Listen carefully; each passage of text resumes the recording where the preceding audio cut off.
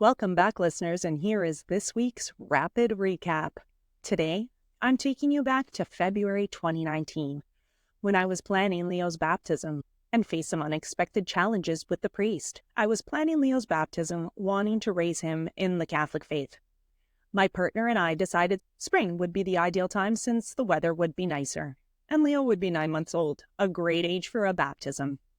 Baptism is a significant ritual in Christianity, symbolizing purification, rebirth, and admission into the faith. It involves water, representing cleansing and renewal, and signifies the washing away of sins and the start of a new life in Christ. On a cold February day, I went to my parents' house with Leo as they were going to watch him while I met with the priest from my home parish. This was the church where I had all my sacraments, and I thought it would be nice for Leo to be baptized there too. The priest, who was new, asked about our family and Leo's information. When he asked about my marriage certificate, I told him we weren't married in the church but common law. He suggested we get married in the church first, but I explained that I was divorced and could not marry again in the Catholic Church.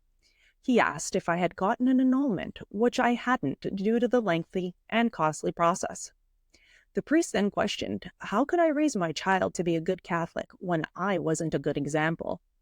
I was shocked and felt judged for being divorced. I told him I would rather spend money on my family than on an annulment. Frustrated, I left, deciding not to baptize Leo there. This experience reminded me of another negative encounter with the church, when my grandmother was on her deathbed, and the priest asked for a cab fare to visit her. These experiences made me feel alienated from the church, but I still found ways to connect with my faith, like praying at our Mother Mary statue and reading in the chapel. Eventually, I went to another church where the baptism process was much easier and more positive. Leo was baptized on April 28, 2019, with my sister and brother-in-law as godparents. Despite my challenges with the church, I found support in my family and learned valuable lessons about parenting and compassion. It's remarkable how people can transform difficult experiences into positive outcomes for their families. I continue to work on being compassionate, both to myself and others, and I'm grateful for the support of my loved ones. Thank you for joining me on this week's episode of Smile Sessions. I hope my story about planning Leo's baptism and the challenges that I faced with the priest resonated with you.